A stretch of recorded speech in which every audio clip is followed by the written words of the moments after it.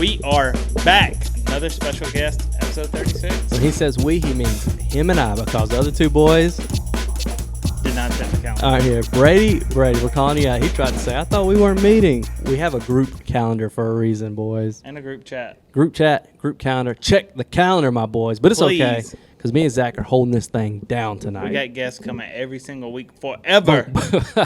Are you guaranteeing that? I hope. Oh, I hope. I'm reaching out. I'm in DMs. We're in your, hey, if we're in your DMs, respond, because we need some guests on the show. Hey, here in a couple weeks, we're going to go either Nooner or he's going to come here. We're going to have a great guest on who caddied for his buddy on the A&Q school. That'll be some cool stories, and potentially one of our upcoming 4v1 opponents. And he's a stick, I think. I think so.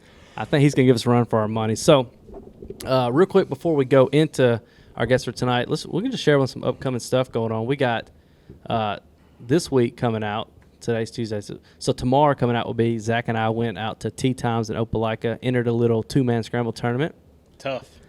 Did not go how we planned. We're blaming the facility conditions. Yeah, The coldest day in the year. Coldest day in the year. It was cold in there. The golf ball was cold. My clubs were cold, but my swing, we couldn't get off the box. Yeah, that's our big problem. Yeah, so that was at TP Sawgrass. First time playing that course for a lot cheaper than what Mitchell paid to go play it, but we probably shot. But it was fun. We did a couple clips, closest to the pin. One of them we'll get to check out Friday. Yep, Real life. Yeah, we're gonna go down there. The boys are packing up the bags and heading to Purcell Farms. So excited. So the place is Purcell Farms. The course is Farm Links.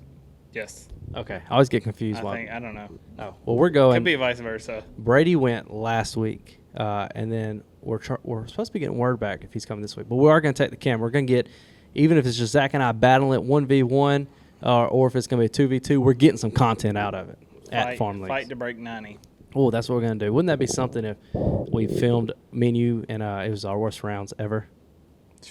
Maybe it's our best. It wouldn't surprise me. Our first couple rounds on camera, I felt like I played terrible. Now it's just there. Yeah. Because you start overthinking, okay, swing, interlock, grab, Try to rotate.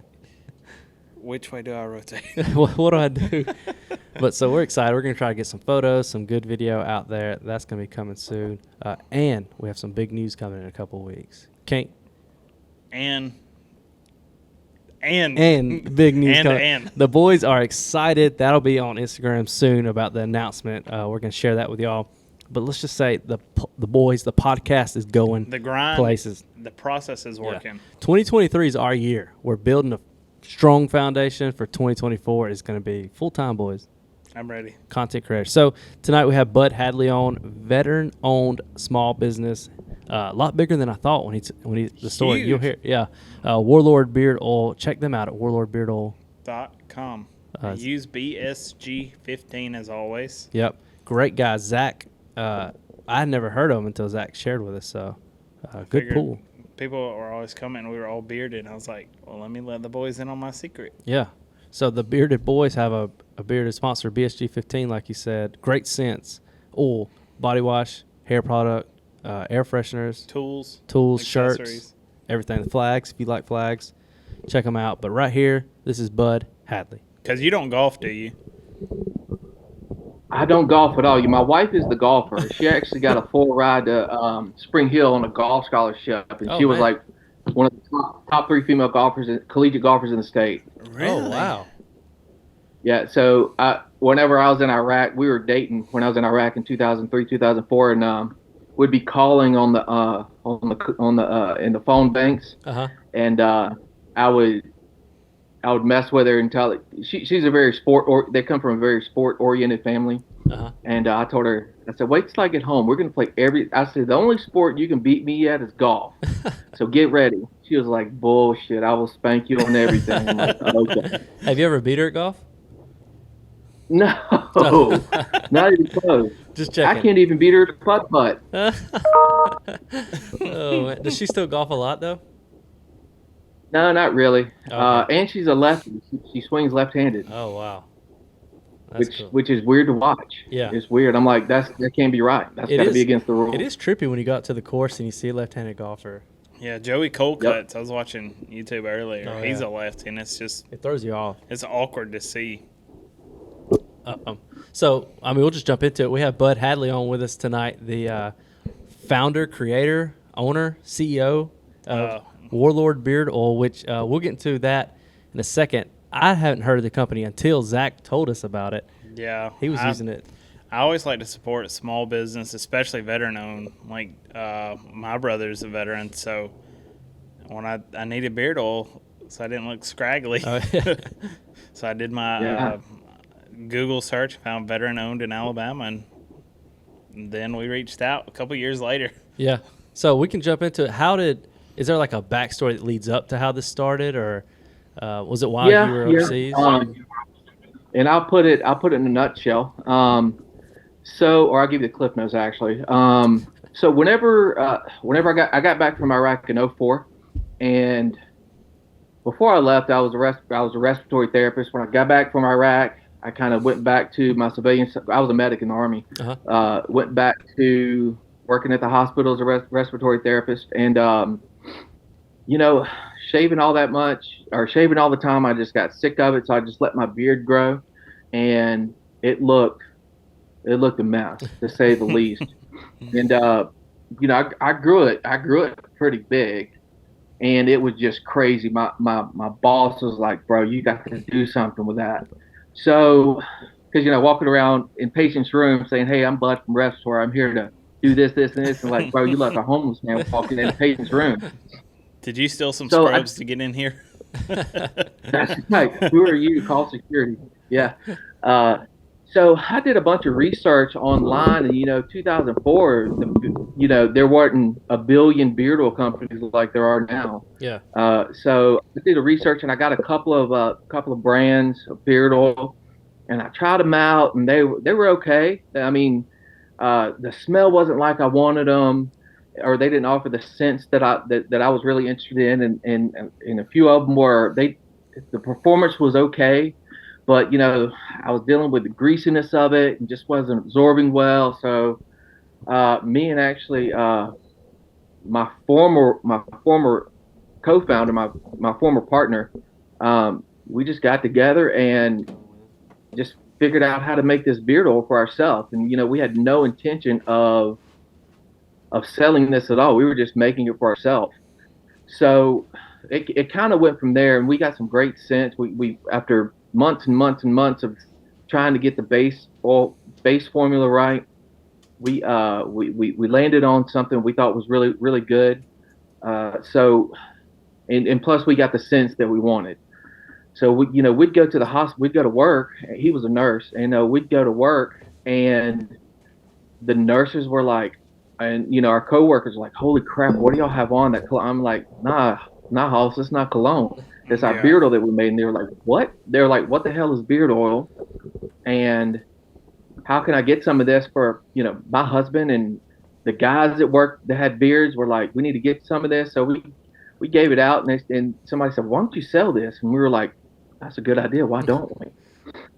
So we started selling it to our coworkers at the hospital. So Providence Hospital in Mobile was squared away with their beards.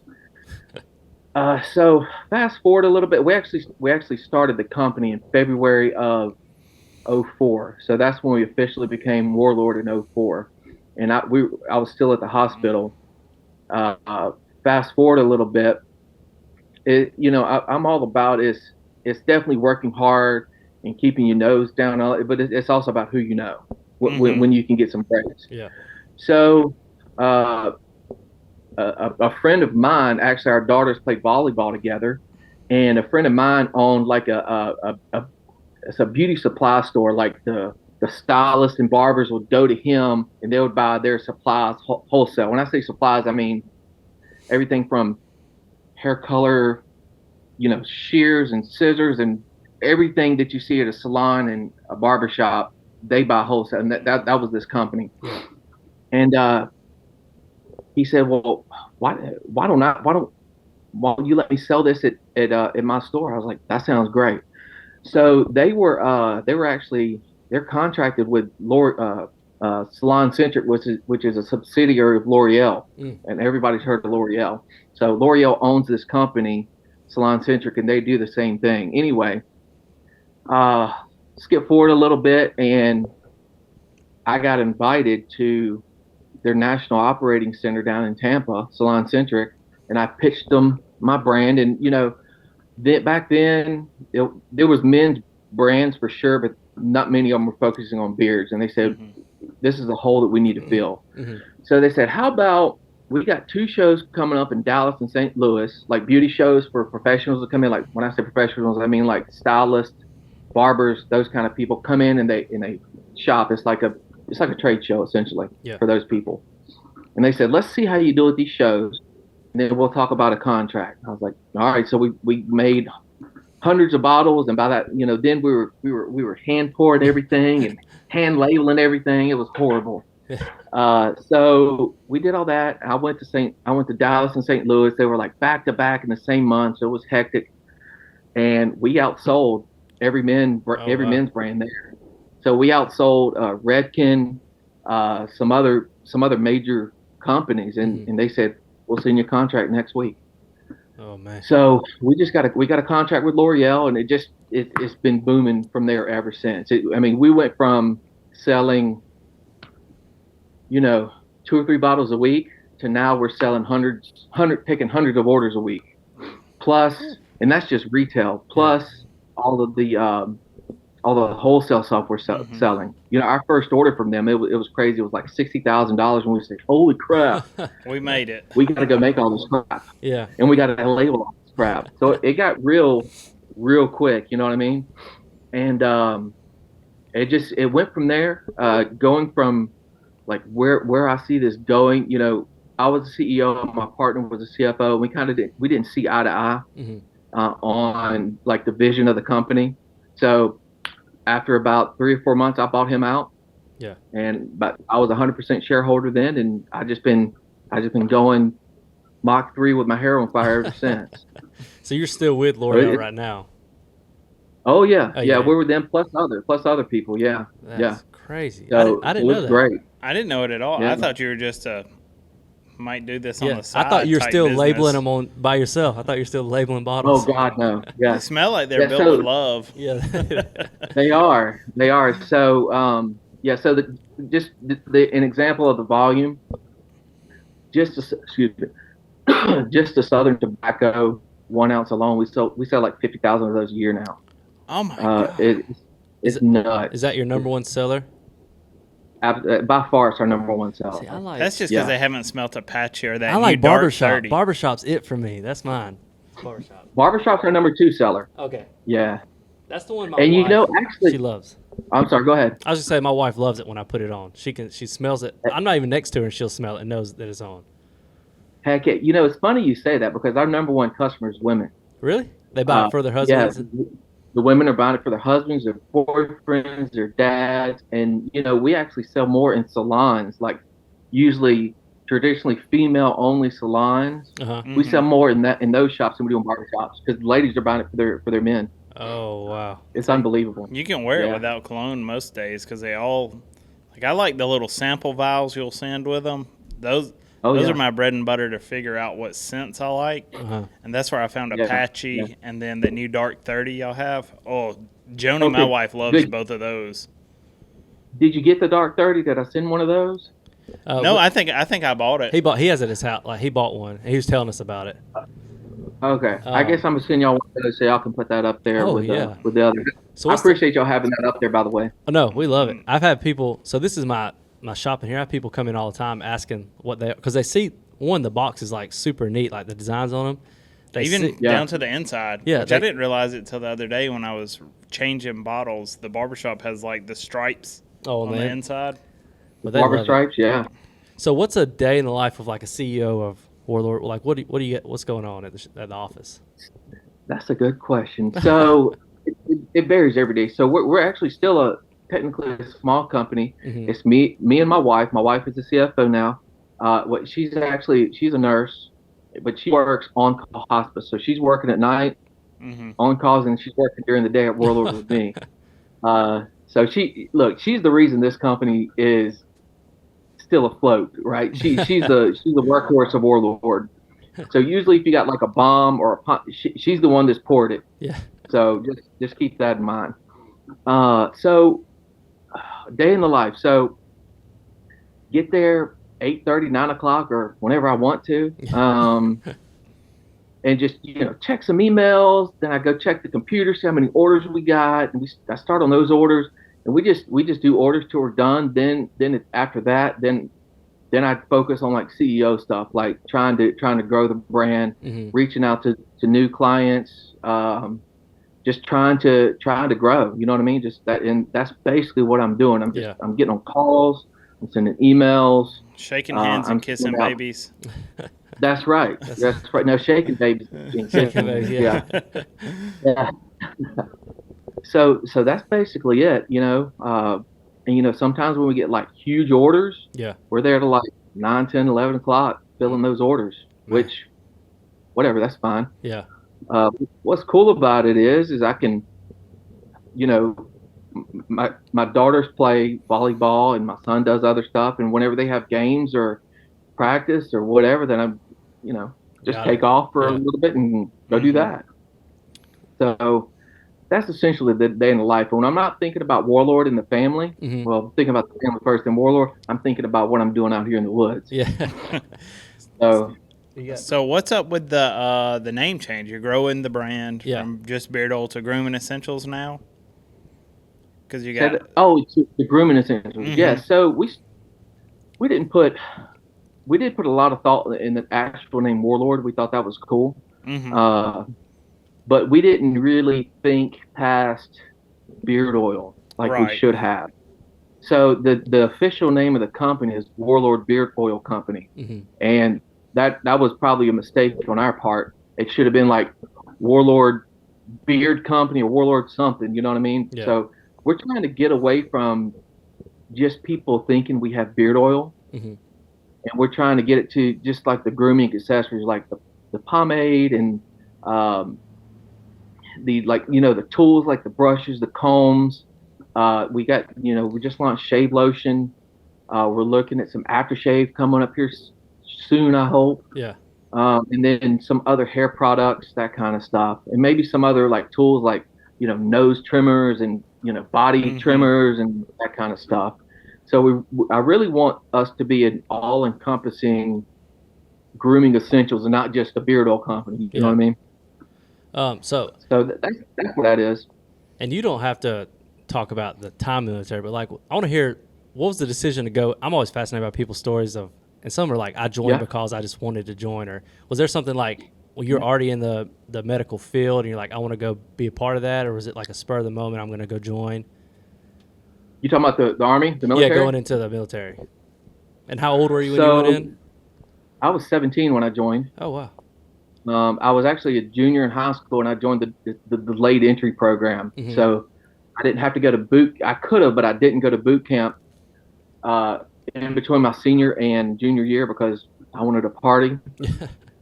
So I was actually drilling with a medical company there, and I don't know. It's weird, the decision why I became a medic. It was we're the most hot girls possibly, and I thought maybe medicine, but then a combat medic, I'm attached to a unit full of dudes. Yeah. You know what I mean? So that kind of backfired a little bit, but whatever. It's awesome.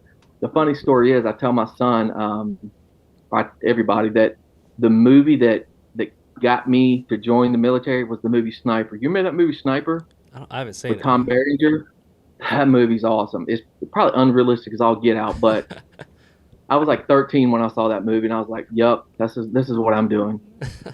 So joined that and went to boot camp after after I graduated. And after I went to boot camp, I went to Fort Sam, Houston, Texas for combat medic training, and then got assigned to a unit, which was 1165th MP Company. They were out of Fairhope, and I drilled with those guys.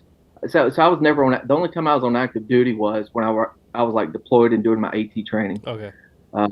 So I was drilling with those guys, and then got the call up to Iraq in the beginning of 2003 when the war started.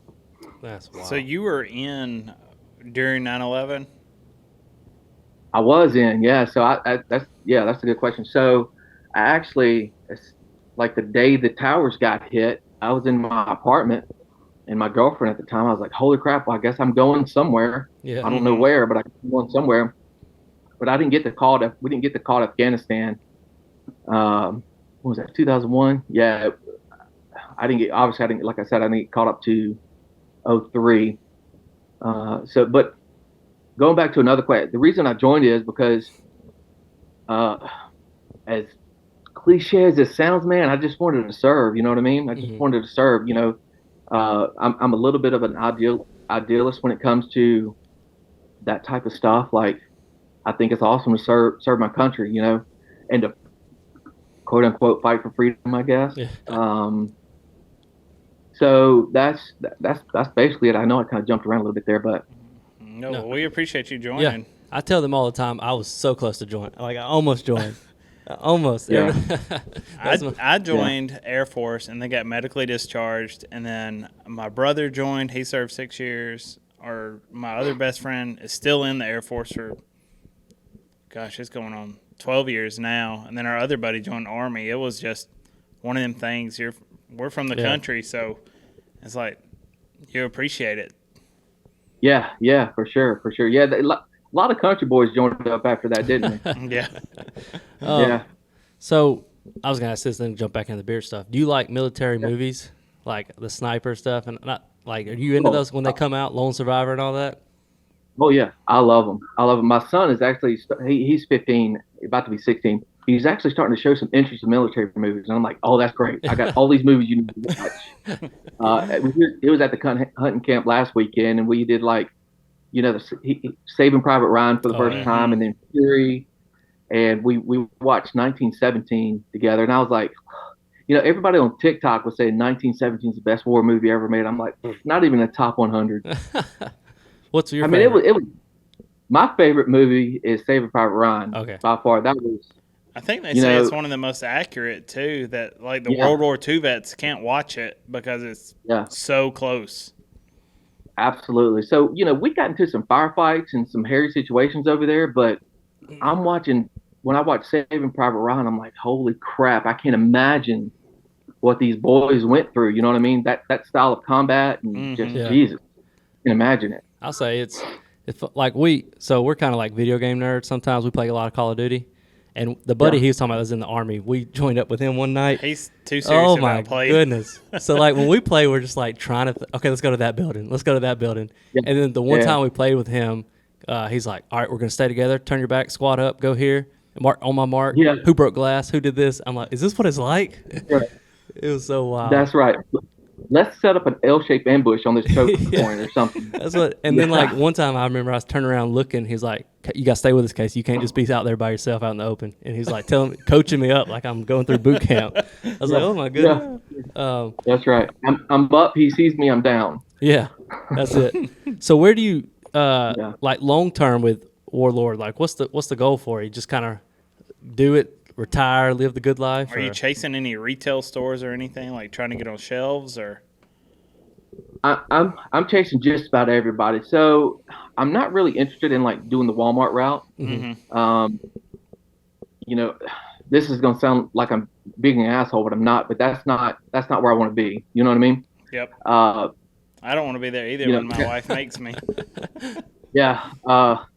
I'm not even sure. Like, I don't even want to be at Target, but I mentioned like Bass Pro Shops and Cabela's and some, just that type, like Tractor Supply, like a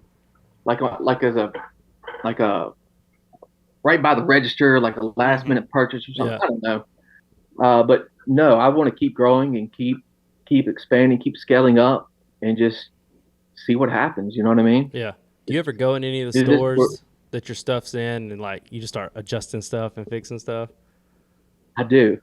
So my barber, funny story, my barber's actually, Iraqi. He's from Baghdad. Uh-huh. And he's in Mobile. And we talk about, you know about this place? And he's like, yeah, I know that. I live there, guy. I'm like, oh, okay, my bad.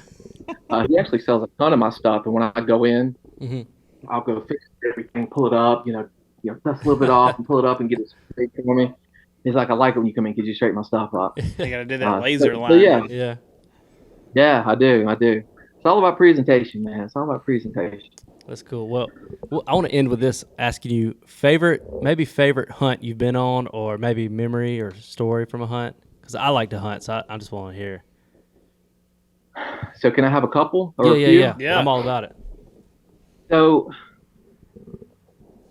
my favorite hunt was when my boy killed his first deer. That was awesome. When he was about 3 years ago, he came up to me and said, "Yo, Dad, I want to go hunt." And I said, "Let's go, big boy." So we did that, and came up here, and he got dialed in on a doe, 125 yards out. I said, I started talking him through it, how to, remember to breathe, that kind of stuff. And he dropped her, like dead bones dropped her. You know what I mean? Yeah. Like flaccid paralysis. She just, like, the world opened up and she stuck her in, you know what I'm saying? Like dead before she even hit the ground. I was like, that's my boy. Yeah. So he was excited. And actually my youngest girl who I'm hunting with this weekend or this week, she was there as well. So we had 3 people in the shooting house. We were cramped. Yeah. But he pulled the shot off, and that was great. Came back. We blooded him up, and showed him how to process the deer and that kind of stuff. It was awesome. That was cool. awesome. Yeah. Another one was I went hunting. What when was that? Obviously not this, but last year I went elk hunting in Colorado, and we didn't shoot anything, but dude, because I love the hike and I love the mountains. That's where I need to be. I need to be in the mountains. Can't talk my wife into that though. But and that was a 5-day hunt. And man, we hiked, we climbed, and we saw 2 elk. We saw a cow, and then we saw a couple bullocks. But we tried to put a stalk on them, but they were long gone by the time we got in the range. Yeah. But that was so much fun. We hiked our ass off, and it was great. Everybody I watch the videos of the elk hunts and moose hunts is, even if they don't get anything, they always talk about how good the trip was in general. Like the memories made, the just chasing them, all that stuff. Yeah, absolutely. It was awesome. We started out in Antonito, which is southern Colorado. Then we didn't see anything, so we moved over to Pagosa Springs. What's cool is my boy and I were going to. It's a few miles. I forget the name of the town, but it's a few miles west of Grand Junction, Colorado. So we're going to be in the northwest side of this coming year in November. So, we don't like to do like high fence hunt. I mean, I guess nothing against anybody that does that, but yeah, they get on these private ranches and do these high fence hunt. They guaranteed hike out a 200-inch deer and come back. Yeah. I'm like, whatever. So this is it's a fair chase hunt, and that's what we like to do. We like to hunt, you know what I mean? We Give like to get a chance. Yeah, as much as we like to think we're primal, we like to tap into that as much as we can, you know. That's cool. Yeah. So that's gonna be fun. What about you? What's your favorite? Well, I only have 2 of my. This isn't my deer. This was actually a lady her dad killed this in 1981. He looks good to be that old, but so I just have it hanging up here. But I have 2 deer mounted at my house. One was my first ever buck with my dad sitting beside me with a rifle, old 30-30. And then the other one I have mounted was last year. I killed my first buck with a bow, and my youngest son was beside me. And so those are my 2 favorite hunts. And the one with the bow is crazy because I live in the city I did at the time on less than an acre of land, but I butted up to 30 acres that would go down to the river, and a church owned it. And I talked to the pastor. I said, "Hey, is it cool if I shoot something? It's probably going to come off your property, and then I'll have to go there to retrieve it." He said, "That's fine, just as long as you're on your property when you do it." I said, "Yeah, for sure." Set up a camera, had neighbors beside me the whole time, and here comes this, and I filmed it. It's on YouTube, and took out this nice little 10-pointer. It was crazy, just sitting in my backyard, the highway going beside my house, and my son beside me. So those are my 2 favorite. Okay, cool. It's on YouTube? Yeah, I sent it to you. It was me and him. It's like the whole video of like leading up to that hunt. And then my son, he has a little bit of interest in it. So we go out there together. And it was probably like 10 yards because it's just my back. That's all the room I had in my backyard. And there he was. So it's cool.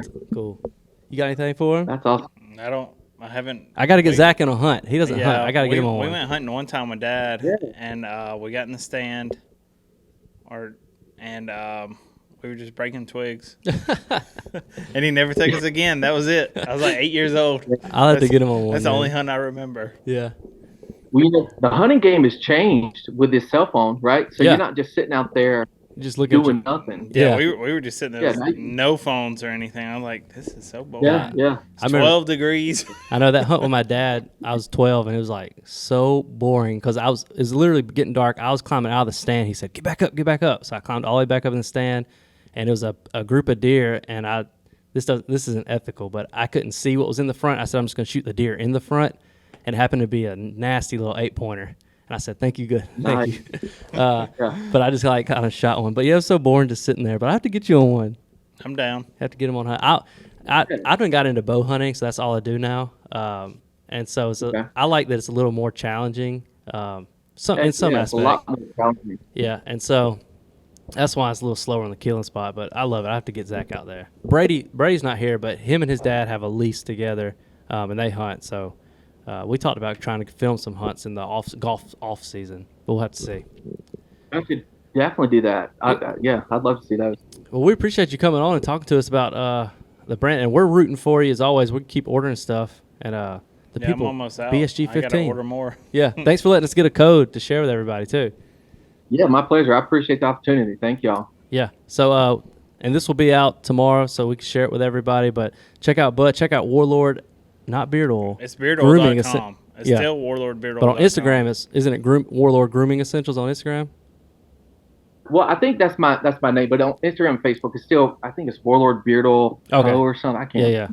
But we'll the website is still, the website is still warlordbeardoil.com. You know, we're not going to change that because everybody knows to go to warlordbeardoil.com. It's still warlordbeardoil.com. That's good stuff. Well, we appreciate you coming on, Bud, and we're going to try to make a trip down there because we want to see the place and just play some golf down in Mobile. That sounds good. Let me know. We'll have a couple glasses of whiskey or something. Yeah, we'll get out there. We need to get your wife on the course, and she could probably whoop our butts, honestly. So maybe don't get her on the course. We'll just play you. Yeah. We'll just play you. Well, awesome. Well, thanks, Bud. All right, man. I appreciate y'all. All right, see you. Have a good one. You too. All right, bye.